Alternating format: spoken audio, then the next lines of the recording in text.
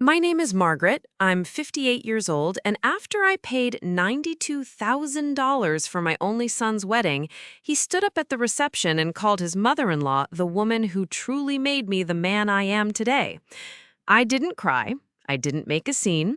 I went home and I sent a copy of every single receipt to the most respected members of our family, just in time for the post-wedding brunch. This story is one for the books, and I'm telling it all. It's about 10 p.m. here in Ohio as I'm writing this, just settling in with a cup of tea. I'd love to know where you're all listening from and what time it is in your corner of the world. Let me know in the comments. It's a comfort to know we're all connected, no matter the distance. Now, let me tell you what happened. It all began, as these things so often do, with something beautiful being twisted into something ugly. It began with roses.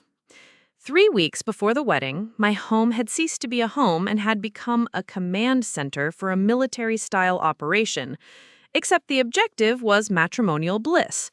My living room was a fragrant jungle of buckets filled with Casablanca lilies, baby's breath, and what felt like a literal ton of English roses.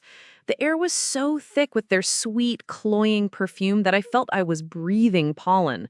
My back was a knot of constant, aching pain from hunching over tables. My fingers were pocked with thorn pricks, and I hadn't had a proper night's sleep in a week. But every time I felt a wave of exhaustion, I would look at the framed photo of Nathan on the mantelpiece, his bright, gap-toothed smile at age 7, and I would push through. This was for him. My son, my only child. I was in the midst of wrestling with the centerpiece for the head table, a cascade of white and cream, when the doorbell chimed its cheerful, incongruous tune. I wiped a stray leaf from my cheek and went to the door. It was Elaine, Nathan's future mother-in-law. She didn't so much enter the house as she made an entrance, gliding in on a cloud of Chanel No. 5 and an aura of effortless superiority. She was dressed in a beige cashmere twin set that probably cost more than my monthly mortgage payment. "Margaret, honey, you're a whirlwind," she exclaimed, her voice a syrupy coo. Her eyes, sharp and analytical, did a swift, sweeping scan of the floral chaos. It wasn't a look of admiration. It was the look of an inspector searching for flaws. "It all looks incredibly ambitious. Are you sure you can handle all this yourself?" The implied doubt was as sharp as the thorns I'd been stripping all morning. "I want it to be perfect for them," I said, forcing a smile that felt tight on my face. "It's a labor of love." She drifted towards the table, her movements elegant and predatory, like a panther in a garden. She picked up a single perfect white rose from the bunch I had set aside. This wasn't just any rose. It was a JFK rose, a specific creamy white hybrid my own mother had cultivated in her garden for over 30 years. My mother had passed away 2 years ago, just before Nathan even met Vanessa. She adored Nathan, and he her. Having her favorite flower at his wedding felt essential, a way to weave her spirit into the fabric of the day. It was a silent tribute, a piece of our family's small, quiet inheritance of memory and love. "These are sweet," Elaine said, holding the rose delicately between her thumb and forefinger, as if it were a curious insect. She had a way of using words like sweet or nice, but made them sound like dismissals. She tilted her head, a gesture of feigned thoughtfulness. "But I was just on the phone with the wedding planner, you know, that lovely girl Candace, and we were thinking, for the head table, something with a bit more drama, more impact. We were thinking black baccara roses. They're so velvety, so modern, so chic." A familiar tightening seized my chest. This was her pattern. For 6 months, every decision I made, every detail I arranged, was met with the gentle, smiling correction from Elaine. The elegant calligraphy I'd chosen for the invitations was deemed a little old-fashioned. The lemon raspberry cake I'd selected after 3 separate tastings was replaced because Elaine felt chocolate was more universally appealing. The fantastic jazz band I had spent weeks vetting and negotiating with was dismissed in favor of a DJ she knew from her country club. Each time, she would frame it as a collaborative thought. We were thinking, Vanessa and I felt, which effectively rendered my opinion, my work, and my financial contribution completely irrelevant. But this time, it was different.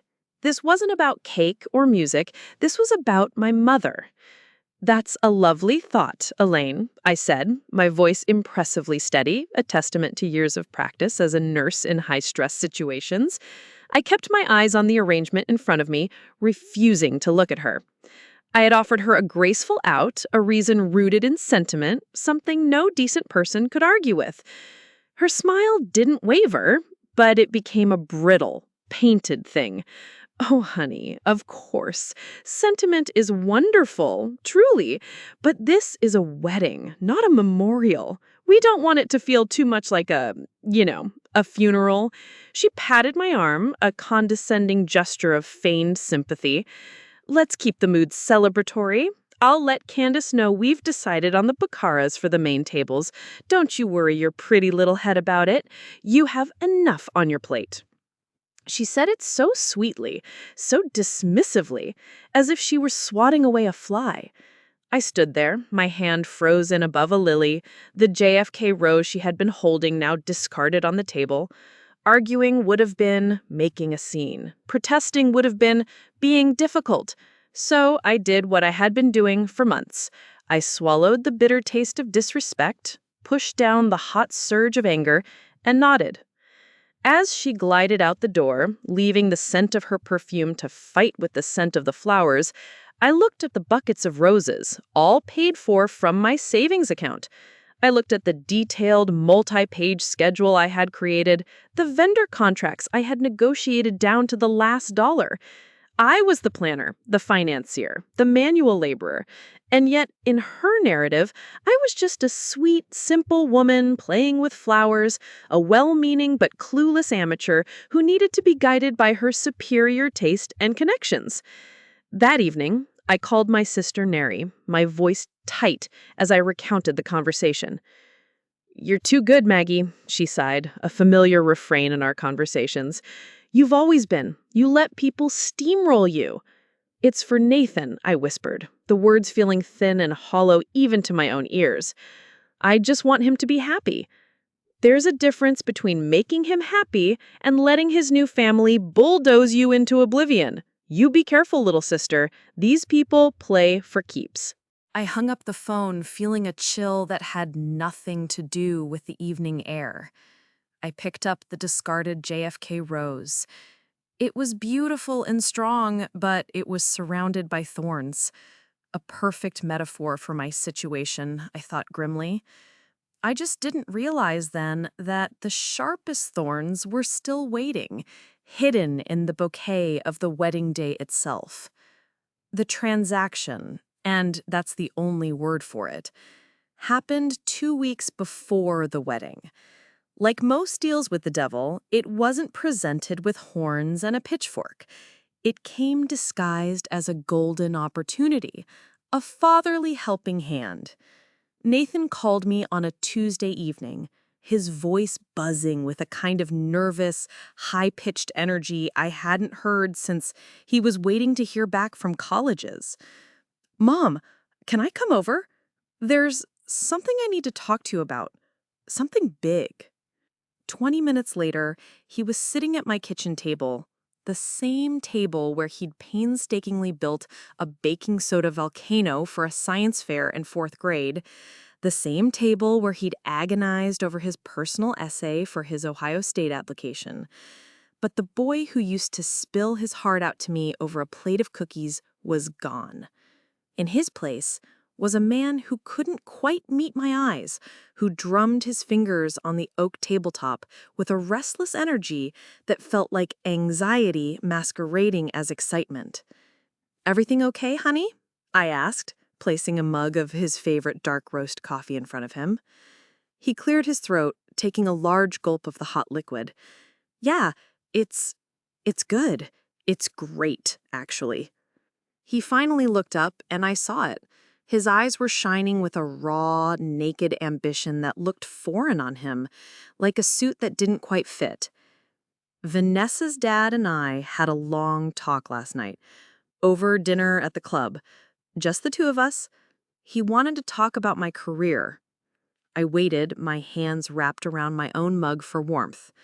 I knew Nathan had been feeling stagnant at his mid-level marketing job. He was a hard worker, but the corporate ladder was slippery.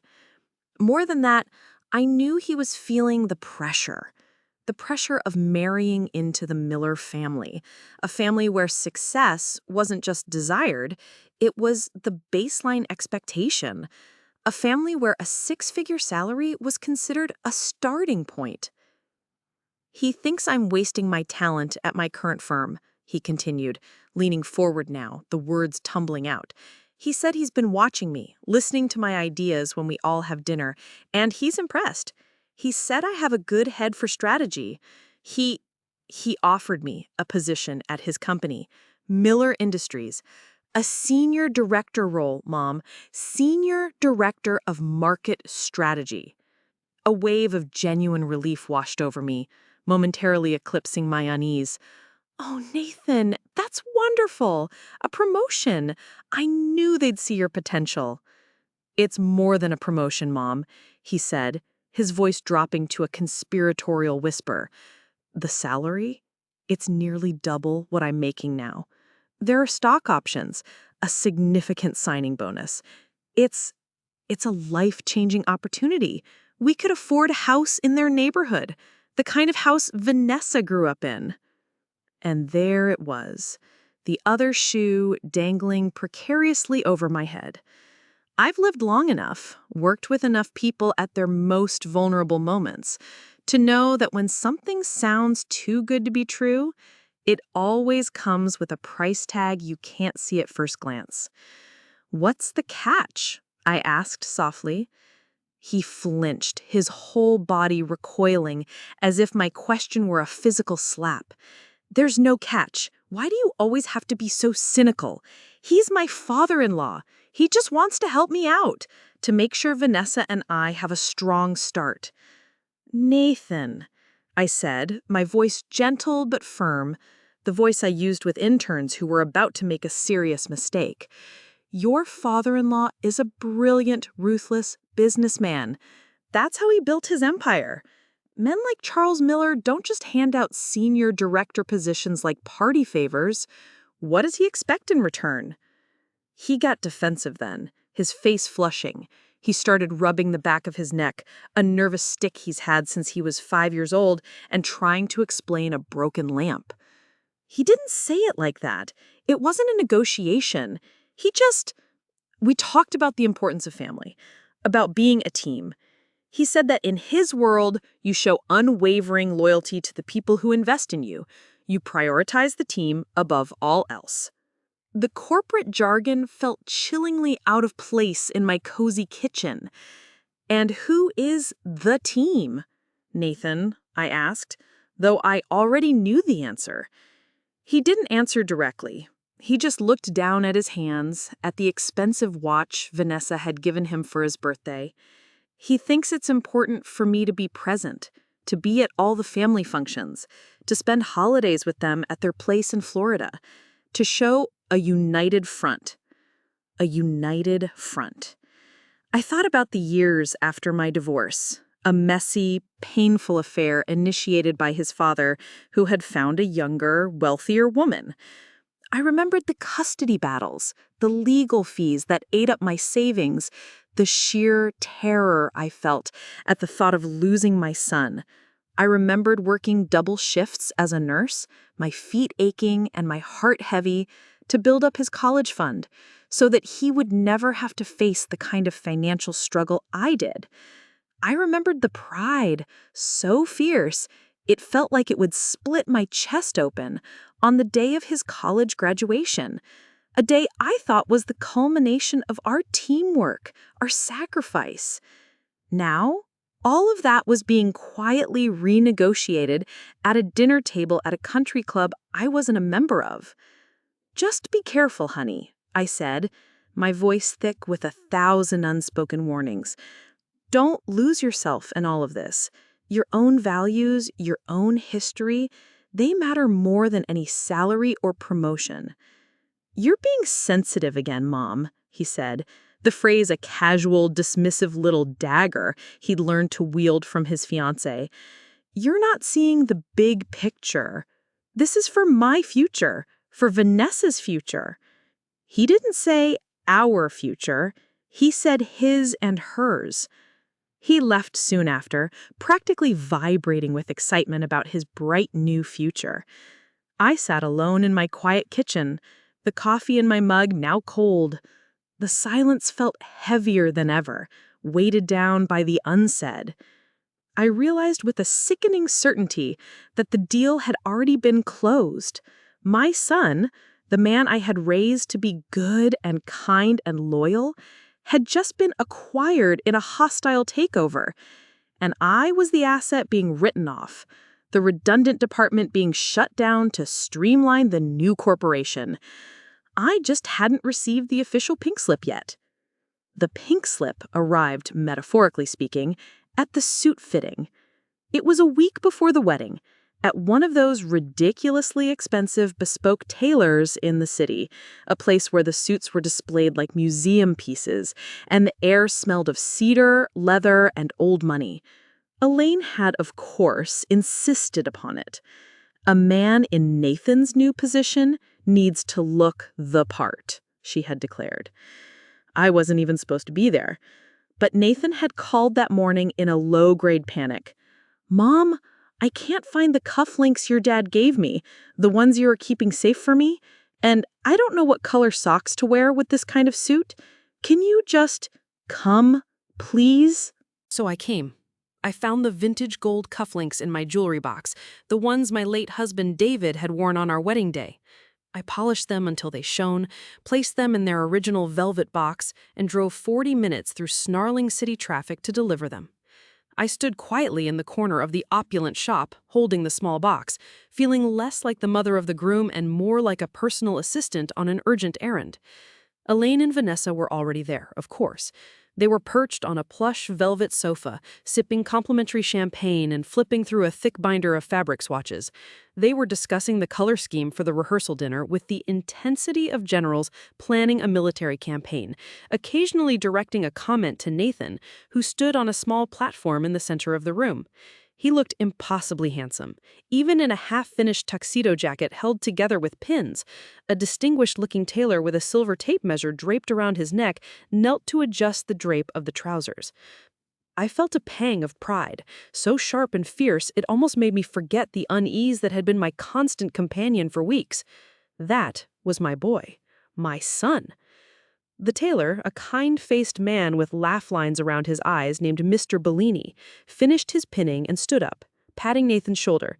He smiled warmly at the room. "He looks perfect, a very lucky bride." He then turned his gaze towards me, the only other woman in the room besides the two on the sofa. His eyes crinkled at the corners in a genuine smile. "And you must be the proud mother of the groom, yes?" A small, real smile touched my lips. For a split second, the tension in my shoulders eased. I felt seen.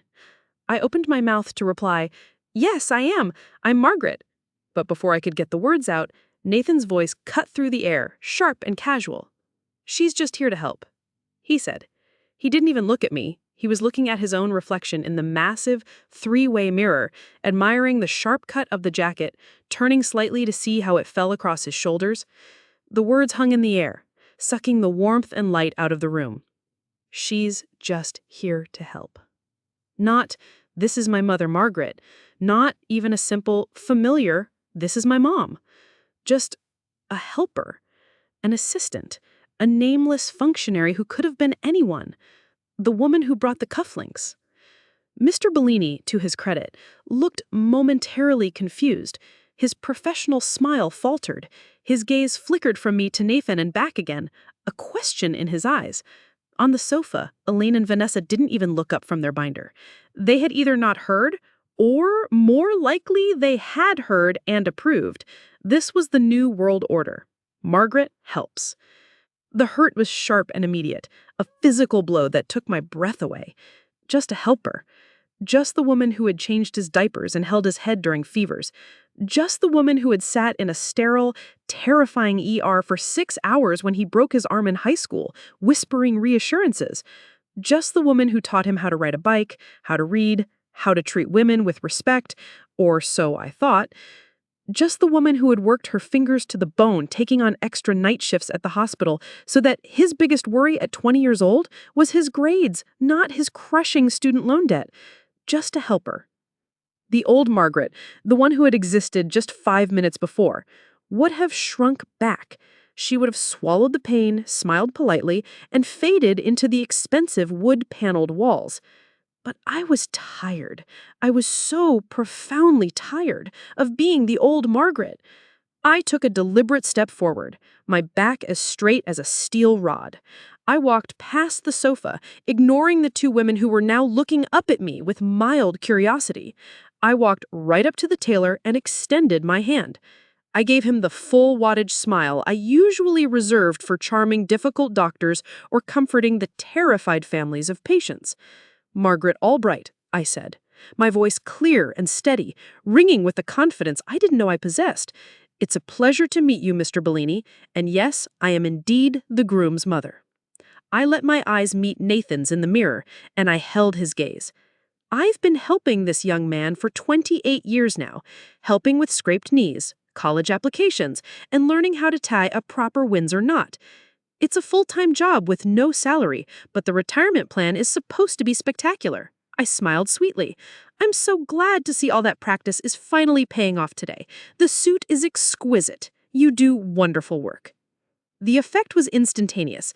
Nathan's face, which had been admiring his own reflection, flushed a deep, mottled red. He finally looked away from his own image, his eyes wide with a mixture of shock, embarrassment, and something else I hadn't seen before. Fear. Mr. Bellini's professional demeanor returned, but his handshake was firm, and his eyes held a newfound respect. "A pleasure, Mrs. Albright. You have raised a fine-looking son." Elaine finally looked up from her list, a flicker of pure annoyance in her eyes before she smoothed it over with a saccharine smile. "We're all just so happy to help make this day perfect for the kids," she chimed in, a captain trying to regain control of her ship. But the small shift in the room's gravity had already happened. I had refused to be invisible. I had picked up the name they tried to discard and pinned it back on myself, right over my heart. It was a tiny victory, a single battle in a war I was still losing, but as I handed the velvet box to Nathan, I saw that he understood. He was starting to realize that the person he was trying to erase might just refuse to disappear. The wedding day arrived in a swirl of silk, champagne, and carefully orchestrated perfection. The garden of the historic estate, which my savings had paid to renovate down to the last flagstone and rosebush, was breathtaking. It looked like a scene from a movie. Twinkle lights were strung through the ancient oak trees, casting a magical golden glow over the tables draped in pristine white linen. Everything was exactly as I had planned it, as I had pictured it in my mind for months. It was perfect, and I never felt more like a stranger, a ghost at my own son's feast. My day had started at 5 a.m., not with joyful anticipation, but with a frantic phone call from Vanessa because she'd discovered a small, almost invisible tear in the hem of her designer rehearsal dinner dress. So, with hands that were starting to feel the familiar ache of arthritis, I had meticulously sewn the delicate fabric myself. I'd skipped my morning heart medication, a low-dose beta blocker, because I was afraid it would make me drowsy, and there were still 100 tiny fires to put out. A missing boutonniere, a vendor who couldn't find the service entrance, a bridesmaid who had misplaced her earrings. By the time I finally slipped into my own dress, a perfectly nice but modest navy blue gown, and took my seat, I felt like a marathon runner who had just collapsed over the finish line, only to find that no one had noticed she was in the race. My assigned table was fine. It was nicely decorated with the centerpieces I had assembled, but it was situated near the back of the grand tent, with a lovely view of the catering entrance. My sister Mary sat next to me, her hand a warm, reassuring presence on my arm, squeezing it every few minutes as if to say, "I see you." My goddaughter, Beatrice, a sharp, soulful young woman of 22 with eyes that miss nothing, sat on my other side. She was my late best friend's daughter, and she felt more like my own child than the groom at the head table did at that moment. Elaine, on the other hand, held court like a reigning monarch. She was a vision in a flowing blush pink gown that screamed, "I am the most important mother here." She moved between tables, a champagne flute permanently attached to her hand, accepting compliments for the flower arrangements I had agonized over, the string quartet I had booked after listening to dozens of demos, and the monogrammed paper fans I had ordered to keep guests from sweating in the late summer heat. She never once corrected anyone, never once said, "Oh, Margaret did that." She just smiled graciously, a queen accepting the fealty of her subjects, and said, "Thank you. We just wanted everything to be so special for the children." We, the royal we, the we that did not include me. Then came the toasts. The DJ, a man whose invoice for $4,000 I had paid just last week, tapped the microphone, the sound echoing through the tent. "And now, ladies and gentlemen, a few words from our handsome groom, Nathan." A hush fell over the crowd. I felt my spine straighten automatically, a conditioned response. This was it. This was the moment. The moment where, despite all the slights, all the dismissals, all the quiet humiliations, my son would acknowledge me. He would thank me. It wouldn't erase the past few months, but it would be a public balm on a private wound. A single sentence, a crumb from the feast I had provided, that's all I wanted. Nathan stood, looking radiant and happy, his arm wrapped possessively around Vanessa. He raised his glass. Wow, just wow. Looking out at all of you and looking at my beautiful wife, it's just overwhelming. People clapped and whistled. He smiled at Vanessa, a smile of pure, unadulterated adoration. First, to my amazing wife, Anna. You walked into my life and made everything whole. I love you more than words can say. More applause, louder this time. Then, he turned his gaze to the head table, his smile widening. And, of course, I have to thank the people who made me who I am today, the people who really shaped me into the man standing before you. I held my breath. My hands, resting in my lap, gripped each other so tightly my knuckles were white. I prepared a small, humble smile, the kind a mother gives when her son makes her proud.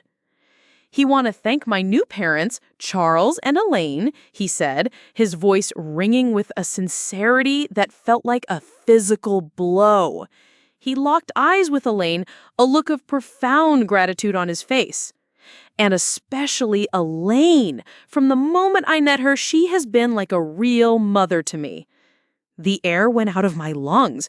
I felt 100 pairs of eyes flicker towards me, then quickly away. The pity in their glasses was like acid.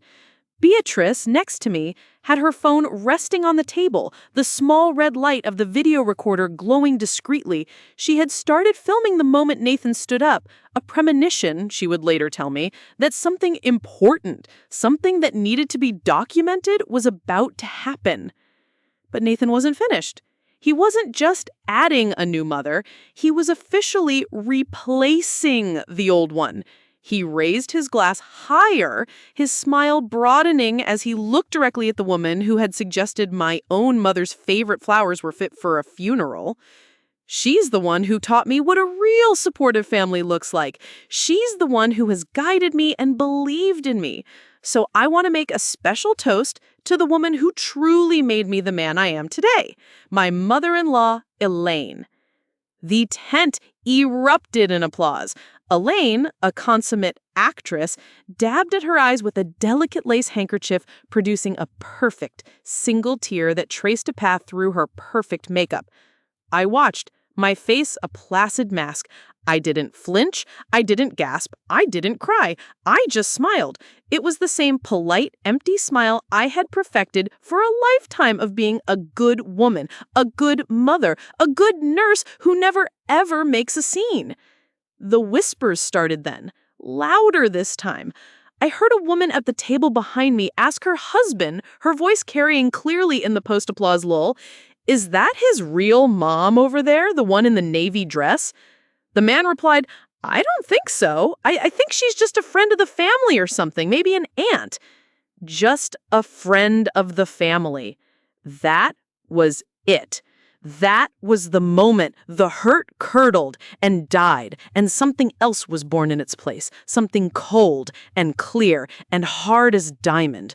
I placed my unused fork and knife neatly on my plate, parallel to each other. I stood up. Mary whispered my name, a question and a warning in her tone. I didn't look at her. I walked with a steady, unhurried pass, past the table with the party favors I had spent a whole weekend wrapping. I walked past my cousin Robert, who gave me a weak, apologetic shrug. I walked out of the glowing tent, out of the sound of laughter and music and applause, and into the cool, dark, silent night. No one followed me. No one called my name. I had finally, completely become what they wanted me to be, invisible. And in my invisibility, I found a strange and terrible new strength. I didn't go straight home. I couldn't. The polite, smiling mask I had worn for the past hour felt like it was suffocating me. I got in my car and just drove. The window down, the cool night air whipping through the car, a welcome shock to my system. I didn't turn on the radio. The only sound was the steady hum of the engine and the relentless echo of my son's voice playing on a cruel, endless loop in my head. The woman who truly made me the man I am today. Every word was a fresh betrayal, a new twist of the knife. The man he was today? I thought of the man I had raised. The boy who cried for a week when his pet hamster died. The teenager who spent a whole summer volunteering at an animal shelter. The young man who I thought had a moral compass, who knew the difference between right and wrong. That man wouldn't stood up in a room of people who had known him his whole life and publicly disowned his own mother for the price of a promotion and social acceptance. So maybe Nathan was right. Maybe Elaine had made him the man he was today, because the man I raised was gone. He had been replaced by this polished, ambitious, ruthless stranger. When I finally pulled into my driveway, nearly an hour later, the raw, hot anger had cooled. It had settled deep in my bones, hardening into something else, something cold and clear and purposeful. The time for being the bigger person, for turning the other cheek, was over. The time for quiet dignity in the face of profound disrespect was over. They had mistaken my kindness for weakness and my silence for consent. It was time to show them, in no uncertain terms, what I was really made of. I walked into the house, my steps echoing in the silence. I went straight past the kitchen and the living room to the deep hallway closet. On the top shelf, behind a stack of old photo albums and winter blankets, was a heavy cedar box. My late husband, David, a carpenter by trade, had made it for me on our 5th anniversary. It held my most precious memories. It held the proof of my life's work. I heaved it down and carried it to the dining room table, the same table where Nathan had learned to do his homework. I lifted the heavy lid. The rich scent of cedar and old paper filled the air, a scent of memory and time. Inside, neatly filed and organized by year, was the evidence of my motherhood. I pulled out his first report card from kindergarten, the teacher's note written in neat cursive. Nathan is a kind and gentle boy. He is always the first to help a classmate who has fallen. I found the Mother's Day card he made in 6th grade, the one written in wobbly crayon on blue construction paper. To the best mom in the world, even when you're tired and sad from your job at the hospital. I laid out the photos, a timeline of a life I had nurtured. Me holding him as a newborn, my face puffy and exhausted but radiant with a love so fierce it terrified me. Me and him, age 10, dancing barefoot and laughing in the kitchen to an old Motown song on the radio. Me sleeping in a horribly uncomfortable, rigid plastic chair for 3 straight nights after he broke his leg in a high school football game, refusing to leave his side. This wasn't a pity party. This was an audit. This was an accounting. I went to my small home office and turned on the printer. The machine whirred to life, a sound of purpose in the quiet house. The first thing I printed was the final, itemized invoice from the wedding venue and all the associated vendors. Tent rental, $15,000. Catering for 150 guests, $22,500. Open bar with premium champagne, $11,000. Flowers, band, photographer, the extensive garden renovation. I took a yellow highlighter and circled the grand total at the bottom of the page, $92,471.52. Then I printed the bank statement, showing the wire transfer from my savings account, an account that held the small inheritance my parents had left me, money I had earmarked for my own retirement. I next went through my email archives. I printed dozens of them. Emails between me and Vanessa, confirming the menu choices she wanted. Emails between me and the string quartet, negotiating their fee. An email from Elaine herself, forwarding me the bill for Vanessa's final dress fitting. A bill for over $2,000 that I had quietly paid because Nathan had told me they were a little tight on cash that month. I dug deeper into my physical files. I found the receipt for his first car, a beat-up but reliable Toyota Camry, which I bought him for his 17th birthday so he could get to his part-time job and stop borrowing my car. I found the tuition statements from Ohio State University, 4 years of them, all marked paid in full, from the college fund I had started for him the day he was born. I had been the sole contributor to that fund, working extra night shifts at the hospital for years after my divorce from his father. The father who had fought me in court over child support payments, represented by a slick lawyer, but who was nowhere to be found when it came to saving for his son's education. I had handled the custody issues, the parent-teacher conferences, the financial burden, all of it. Alone. I laid it all out on the dining room table. A mosaic of a life, not just in sentimental memories and faded photos, but in black and white, in dollars and cents. A ledger of love, sacrifice, and unwavering support. It was nearly 3 a.m. I wasn't tired. I felt a strange, powerful clarity, a focus I hadn't felt in years. They had created a narrative of my insignificance, a story where I was just a minor character, a helpful footnote in the grand, sweeping saga of their new family. Well, I had the original manuscript. I had the author's notes. I had the receipts. And it was time for the author to reclaim her story and publish a correction. The next morning, I woke with the sun, not from a lack of sleep, but from a sense of driving purpose. There was no emotional hangover, no second guessing, no tearful regret. The path forward was as clear and bright as the morning light streaming through my window. The grief had burned away in the night, leaving behind the hard, clean lines of a plan. I spent the next 2 hours in my office, not as a grieving mother, but as a meticulous administrator preparing a case file for an irrefutable lawsuit. I made 3 identical sets of documents. I made a conscious decision to not include the sentimental items, the crayon drawings, the old photos, the Mother's Day cards. Those were mine. They were part of a story of love. And this was no longer about love. This was about facts. This was about the truth. Pulling on heartstrings was a tactic of the weak, and I was no longer weak. This was about presenting cold, hard, undeniable evidence. Each file was a carefully curated exhibit. I arranged the documents in a specific, damning order. 1. The summary page. A single sheet I typed up myself on my computer. It was titled with clinical precision, a record of major financial contributions to the life and wedding of Nathan D. Albright. Below the title, it simply listed the major expenses with their rounded totals. 4-year university education, $84,000. First automobile, $4,500. Wedding of Nathan and Vanessa Miller, $92,471. At the very bottom, in bold, was a grand total. It was a number that represented more than money. It represented decades of my life. 2. The wedding receipts. Crisp, clean copies of every major invoice for the $92,000 wedding, from the tent rental to the champagne. Stapled to the front was the bank statement showing the wire transfer from my savings account, with the memo line clearly reading, "For Nathan and Vanessa's wedding." 3. The university tuition statements.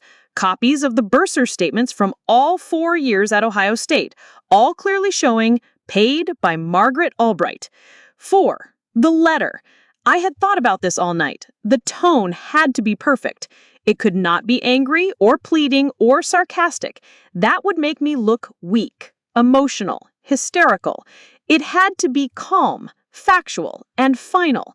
It had to have the dispassionate authority of a legal notice. I wrote it on my best, heavy cream-colored stationery. It was brutally short, only 4 sentences long. To whom it may concern. At the wedding reception of Nathan Albright and Vanessa Miller on August 2nd, a public statement was made by Mr. Albright in which he credited Mrs. Elaine Miller as the woman who truly made me the man I am today. For the sake of historical accuracy, the enclosed documents detail the significant financial foundations upon which that man was built, provided solely by me. This is not a request for gratitude, nor is it a bill for reimbursement. It is simply a correction to the public record. Sincerely, Margaret Albright, R.N. I added the R.N. at the end deliberately. It was a reminder of the profession that had paid for all of it. I printed 3 copies and signed each one with a steady, determined hand. Now came the most important part of the plan, the delivery. The strategy. Sending it directly and only to Nathan would be a waste of postage. He would see it as an emotional attack from a scorned mother. He would hide it, explain it away to his new wife, and nothing would change. Confronting Elaine was equally useless. She would thrive on the drama, painting me as a jealous, bitter old woman. No. To correct a public record, you need an audience. You need influential, respected arbiters. You need to change the narrative not just for the subjects themselves, but for the people whose opinions they value, the people who form the bedrock of their social standing. I placed each set of documents into a crisp, professional-looking manila envelope. I addressed them not with my own handwriting, but with my label maker. It felt more official, less personal, like a document sent from a lawyer's office. The first envelope was addressed to Mr. Robert Albright, my late husband's older brother. Uncle Robert was the undisputed patriarch of the Albright family now, a retired judge known for his quiet integrity, his sharp mind, and his unshakable sense of fairness. His opinion mattered more than anyone's in our family. He was the Supreme Court. The second was addressed to Mrs. Mary Peterson, my older sister. Mary could be flighty and a gossip, but she was fiercely loyal to family, and her social network within our extended relatives and hometown friends was none too. She was the town crier, the press secretary.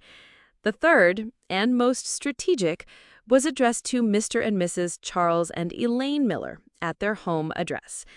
I sent it to both of them because I knew Charles, the successful executive, would understand the language of ledgers and investments better than anyone.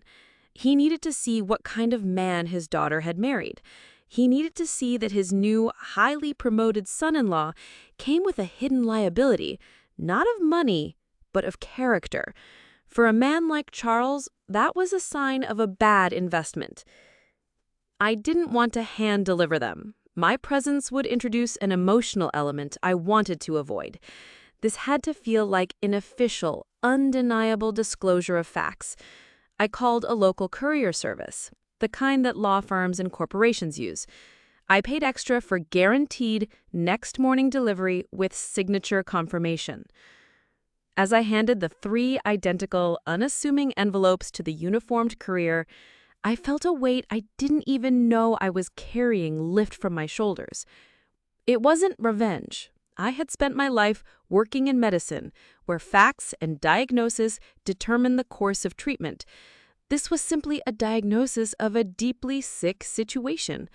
I had presented the evidence, I had informed the relevant parties. Now all I had to do was wait for the consultation. And I knew exactly where and when it would take place. The post-wedding thank you brunch that the Millers were hosting at their exclusive country club the next day. An event to which, out of some lingering, now ironic, sense of obligation, I had already RSVP'd yes. The packages landed the next morning, detonating like quiet, paper-based explosives in 3 different, well-appointed households across the state. I didn't have to be there to imagine the fallout. I knew these people as well as I knew the rhythms of a human heart on a monitor. I imagined the scene at Uncle Robert's house first, the quietest but most powerful of the explosions. He would have been in his study, a room paneled in dark wood and lined with law books, reading the Wall Street Journal with his first cup of black coffee. The courier's arrival would have been a mild, unexpected curiosity. He would have signed for the envelope, his brow furrowing slightly at my name on the return address. He would have slid it open with the antique silver letter opener he kept on his desk. As a former judge, he was a man who lived by evidence, who believed in due process. He would have read my short, dispassionate letter first, his expression becoming grave. Then he would have laid out the documents, one by one, on his large, uncluttered mahogany desk. The summary page, the tuition statements, the wedding receipts. He would have examined each one with the same meticulous, analytical attention he once gave to legal briefs and witness testimonies. His initial confusion would have hardened into a grim, disappointed resolve. He wouldn't have seen a family squabble. He would have seen a gross miscarriage of justice, a case of profound misrepresentation. He wouldn't have called me. Robert was a man of action, not emotional phone calls. He would have simply placed the documents back in the envelope, his course of action decided. He would see this not as a personal plea, but as a matter of honor. The explosion at my sister's house, I knew, would have been much, much louder. She would have ripped open the envelope impatiently while on the phone with one of her friends from her bridge club, probably mid-gossip. I could picture the scene perfectly. The phone would have clattered into its cradle without a goodbye. She would have sunk onto a kitchen chair, her hand flying to her mouth, her eyes wide with disbelief and then incandescent with rage. "Oh, Maggie," she would have whispered to the empty room. "That little monster, that ungrateful, horrible little monster." Unlike Robert, Mary's first instinct would be to act, to shout, to make the injustice known. My phone rang at precisely 9:15 a.m. "Margaret, I got it," she said, her voice a torrent of pure, undiluted outrage. "I've read it all. $92,000, and that's not even counting college or the car. I'm going to call him right now. I'm going to call that ungrateful little brat and give him a piece of my mind he will never forget." "No, Mary, you won't," I said calmly. I had anticipated this call, this reaction. I was ready. "You're not going to do anything. You're not going to call him. You're not going to text him. You are going to take a deep breath, and then you are going to come to the brunch today. That's all." "But Maggie, we can't let him get away with this. It's fraud. It's theft." "It's not a crime, Mary. It's an insult. A very public, very expensive insult. And insults of this magnitude are best handled with surgical precision, not with a heavy sledgehammer. I have a plan. Just trust me. Wear the blue dress I like." She reluctantly agreed, though I could hear her fuming through the phone for another 5 minutes before she finally hung up. The most satisfying scene to imagine, however, The one I replayed in my mind several times was the one at the Miller residence. Charles, the early riser, would have been the one to get the mail from their long, winding driveway. He would have seen the professionally addressed envelope and opened it, thinking it was a business matter. He would have read my letter first, his expression, I imagined, remaining unreadable, impassive. Then he would have studied the financial documents. Charles, the successful CEO, would not have seen a mother's love or a son's betrayal. He would have seen a balance sheet. He would have seen that his new son-in-law, the young man he had just given a major promotion and welcomed into his inner circle, came with a hidden, undisclosed liability, not of money, but of character. He had acquired a man who would discard his primary long-term investor without a second thought for a short-term gain. For a man like Charles, that was the sign of a fool, a bad investment. The real fireworks, the emotional explosion, would have started when he passed the envelope across the breakfast table to Elaine. I could practically hear her shriek of indignation from across town. How dare she? After everything we've done for him, she's trying to ruin this for us. She's jealous. She's bitter. Her fury wouldn't be about the money. She had plenty of that. It would be about the narrative. I had hijacked her carefully crafted story of being the family savior, the true matriarch, and replaced it with an accountant's ledger. She had built her triumph on a foundation of subtle lies and omissions, and I had just handed her husband the engineering report showing the fatal cracks in that foundation. Her next move was predictable. She would have called Nathan, her voice a furious, venomous hiss. And that call, I'm sure, was a frantic, blame-filled, panicked mess. He would have been blindsided, confused, then terrified as he realized what I had done. He had thought he had silenced me, erased me.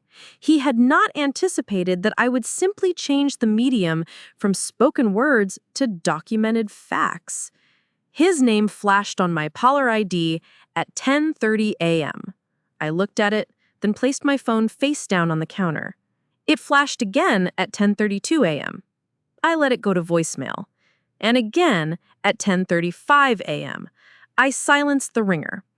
The time for private, emotional, easily denied conversations was over. He had made his statement in a room full of people.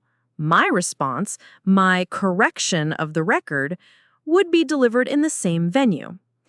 I spent the rest of the morning getting ready for the brunch. I chose my outfit with the care of a general choosing his battle uniform. A simple but elegant navy blue sheath dress, the one I always wore when I needed to feel strong and composed. I did my hair and makeup with more care than I had for the wedding itself. I was not dressing as a victim. I was not dressing as a grieving mother. I was dressing as a woman in full possession of herself, a creditor attending a meeting with a debtor who was about to have his account publicly and irrevocably audited. The storm was coming, and for the first time in a long, long time, I was ready for the rain. The country club was an exercise in aggressive tranquility. Perfectly manicured lawns stretched out like a green carpet towards a placid, man-made lake. The air was filled with the hushed tones of the wealthy at leisure and the gentle, rhythmic clinking of expensive silverware on porcelain plates. The brunch was being held in the garden room, an airy, sun-drenched space with floor-to-ceiling windows that offered a panoramic view of the 18th hole. It was a beautiful, serene setting for a public execution. I was one of the last to arrive. I had timed it deliberately, wanting to make an entrance, not to be absorbed into the crowd. When I walked through the double doors, a ripple of silence followed me, as noticeable as a cold draft.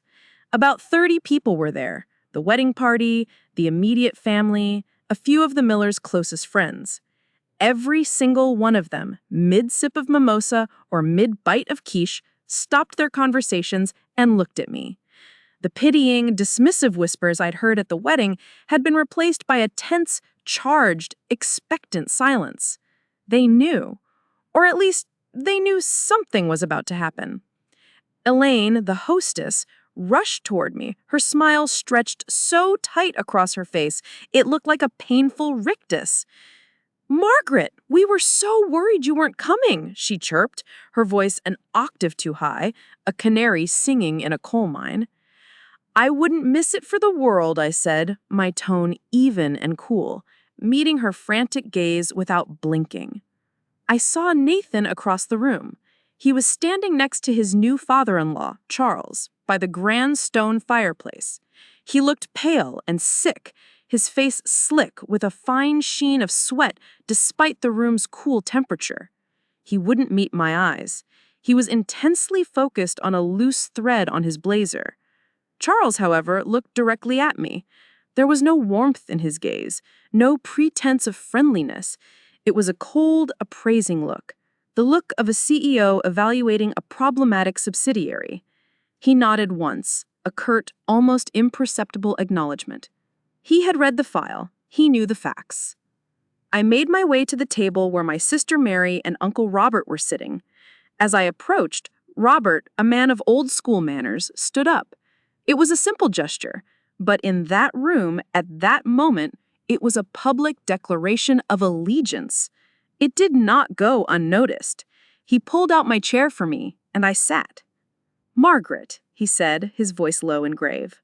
"Robert," I replied, taking my seat and placing my napkin in my lap. The brunch proceeded with a horrifying, surreal politeness. It was a masterclass in social denial. People pushed eggs benedicts and artisanal sausages around their plates, their appetites gone. They commented on the beautiful weather. They discussed golf swings. They avoided the one topic that was screaming in everyone's mind with a desperate, frantic energy. Elaine flitted from person to person, a frantic bee trying to pollinate a garden of stone statues, her fury brittle and sharp. The break came about halfway through the meal, just as the waiters were clearing the main course plates. Uncle Robert gently placed his fork and knife on his plate, creating a soft but definitive clink that cut through the strained murmur of conversation. He took a sip of water. He cleared his throat. "If I may have everyone's attention for a moment," he said. His voice wasn't loud, but it had the calm, resonant authority of a man used to commanding a courtroom. The room fell instantly, completely silent. Elaine shot him a panicked look, her hostess smile finally crumbling. "Robert, is everything all right? Can we get you something?" "I'm not sure," he said, his eyes sweeping the room before landing, with the precision of a sniper, on Nathan. He reached down into the handsome leather briefcase he always carried, which was resting by his chair. He pulled out the manila envelope I had sent him. He didn't open it. He just placed it on the crisp white tablecloth in front of him, where it sat like an unexploded bomb. "Nathan," he said, his voice devoid of all emotion, "yesterday I, along with several other people in this room, received some documents. Documents that suggest there has been a significant misunderstanding about who financed the very lavish event we all attended 2 days ago, and indeed, who financed much of your adult life." Nathan turned a ghastly shade of white. He looked from the envelope on the table to his uncle's implacable face. He looked like a cornered animal searching for an escape route where there was none. "Uncle Robert," he stammered, his voice cracking, "I really don't think this is the time or the place." "This is precisely the time and the place," Robert cut him off, his voice hardening by a fraction of a degree. "A very public statement was made at the reception. A statement that, it appears, was factually incorrect. It seems only fitting that any corrections to that statement be made with the same audience present." He turned his calm, judicial gaze to me. "Margaret, I have here copies of receipts totaling over $92,000 for the wedding, paid from your personal savings account. Is this information correct?" All eyes were on me. The entire room was holding its breath. I didn't have to be aggressive. I didn't have to raise my voice. I just had to confirm the truth. "Yes, Robert," I said, my voice clear and strong. "That is correct." He turned back to Nathan, who looked as if he might faint. He looked from the envelope on the table to his uncle's implacable face. He looked like a cornered animal, searching for an escape route where there was none. "Uncle Robert," he stammered, his voice cracking, "I really don't think this is the time or the place." "This is precisely the time and the place," Robert cut him off, his voice hardening by a fraction of a degree. A very public statement was made at the reception. A statement that, it appears, was factually incorrect. It seems only fitting that any corrections to that statement be made with the same audience present. He turned his calm, judicial gaze to me. "Margaret, I have here copies of receipts totaling over $92,000 for the wedding, paid from your personal savings account. Is this information correct?" All eyes were on me. The entire room was holding its breath. I didn't have to be aggressive. I didn't have to raise my voice. I just had to confirm the truth. "Yes, Robert," I said, my voice clear and strong. "That is correct." He turned back to Nathan, who looked as if he might faint. "He also have, in this envelope, the records of 4 years of university tuition from Ohio State, paid in full by your mother, and the bill of sale for your first car, also paid for by your mother. It seems to me, Nathan, that the person who truly made you the man you are today has been systematically and publicly erased from your own story. I, for one, would like to know why." The silence that followed was deafening. It was a living thing pressing in on all of us. You could have heard a pin drop on the plush sound-dampening carpeting. Nathan opened his mouth, then closed it, a fish gasping for air. He looked desperately to Elaine for help, but she was staring down at her plate, her face a mask of pure, unadulterated fury and humiliation. He looked to his new father-in-law, but Charles was examining his fingernails with an intense, detached interest, offering no support, no lifeline. He was on his own. He was utterly, completely on his own. I didn't mean it like that," he finally stammered, the words pathetic and small in the vast silence. I was nervous. I wanted to thank Elaine for being so welcoming. By disowning your own mother, a woman who, it seems, has single-handedly funded your entire life? You took 30 years of her sacrifice, her labor, her love, and her inheritance, and you handed the credit for it to someone else as a party favor? Is that what being welcoming is worth? He let the question hang in the air, unanswered and unanswerable. He didn't need an answer. The truth was laid bare on the table for everyone to see. The narrative had been corrected. The public record had been amended. I sat there, calm and composed. I took a slow, deliberate sip of my water. I hadn't raised my voice. I hadn't shed a tear. I hadn't made a scene.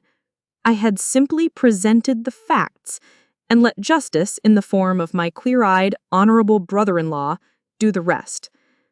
I looked around the room at the shocked and embarrassed faces of the people who had pitied me or dismissed me just 2 days before. They weren't looking at me like that anymore. They were looking at Nathan, and for the first time, they were seeing him for exactly what he was.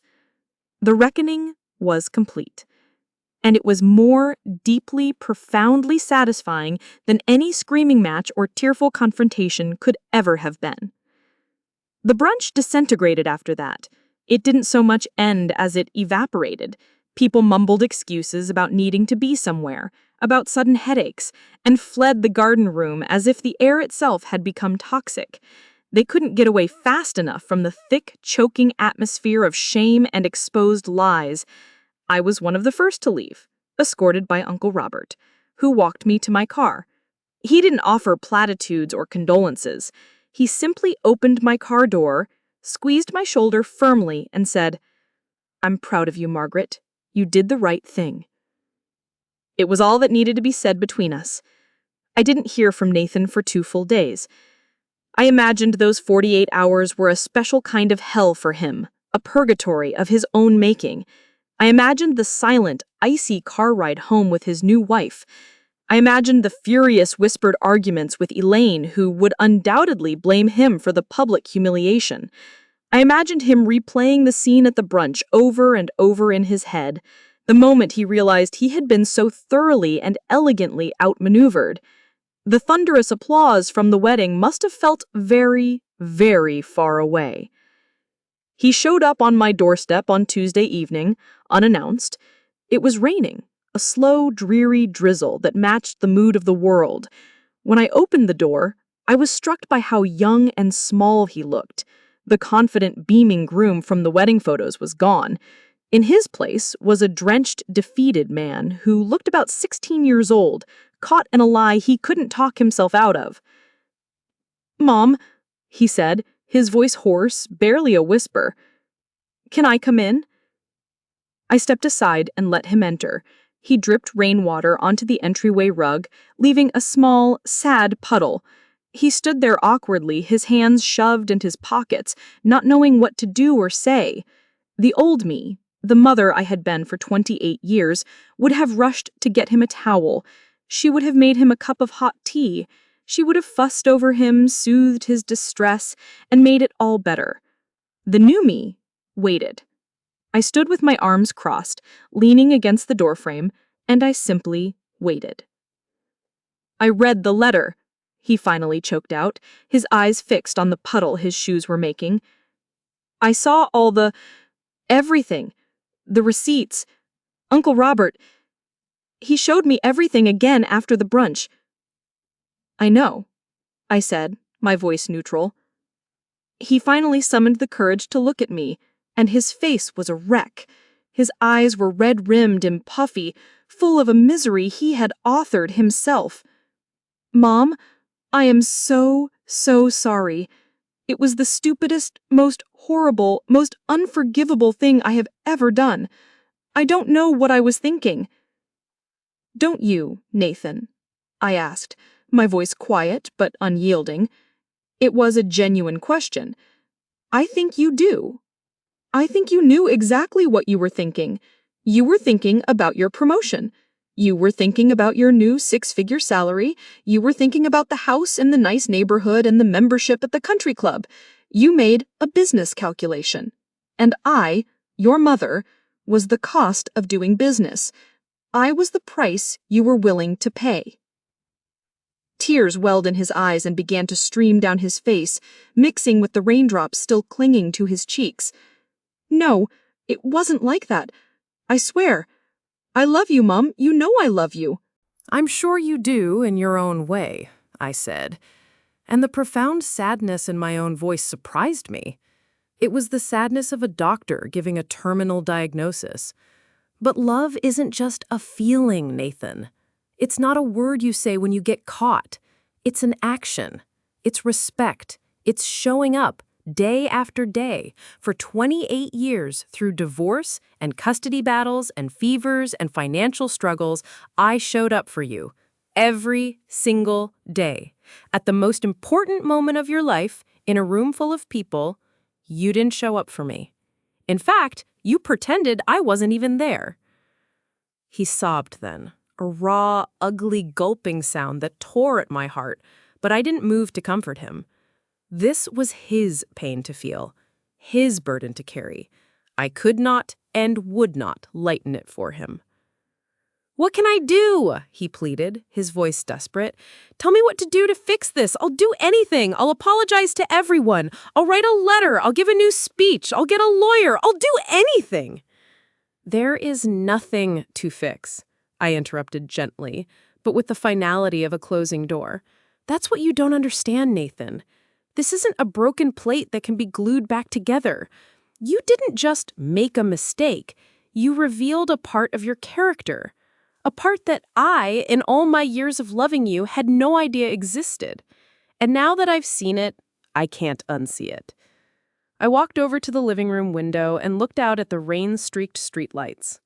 The relationship we had, the one built on my blind faith and your casual acceptance of my sacrifices, is over, Nathan.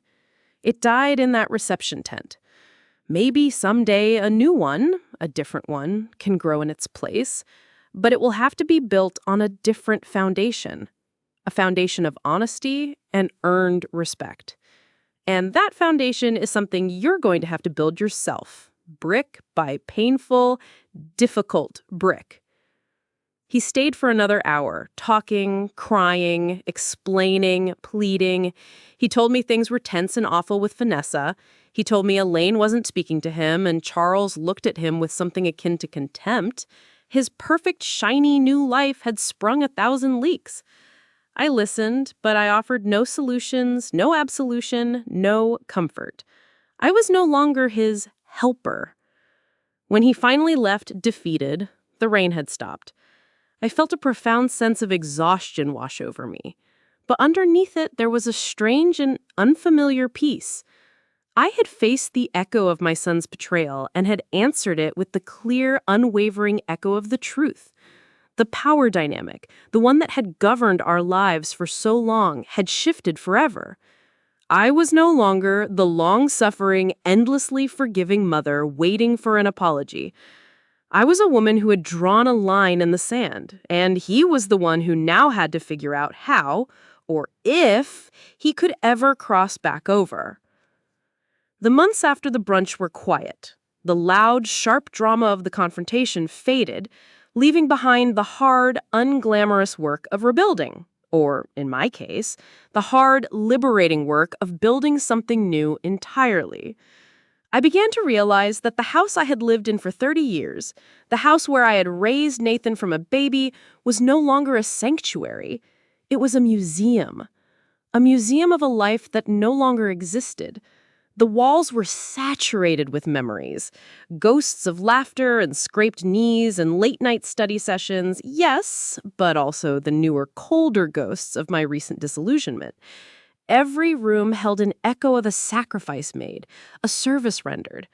I couldn't walk past the kitchen without thinking of the thousands of meals I'd cooked, or the dining room without seeing the specter of my lonely accounting. It was time to leave the ghosts behind. So, I made the decision that shocked my sister and what was left of my family. I called a real estate agent and I put the house on the market. My sister Mary was aghast.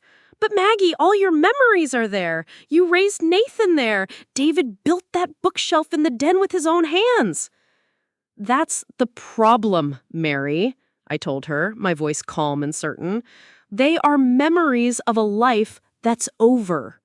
I'm not erasing the past, but I'm refusing to live in it any longer. I'm ready to make new memories."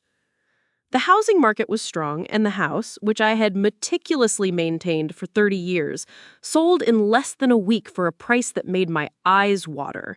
Suddenly, I had a significant amount of capital at my disposal. The proceeds from the sale, plus the $92,000 in my savings that was now, in my mind, a refund on an investment that had failed to mature. It was a liberating, if slightly daunting feeling of financial independence I had never truly experienced before. I didn't want another big, empty house to fill with furniture and memories. I wanted a life, not a container for one. I bought a small, modern condominium in a new development on the other side of town, just 10-minute drive from my goddaughter, Beatrice.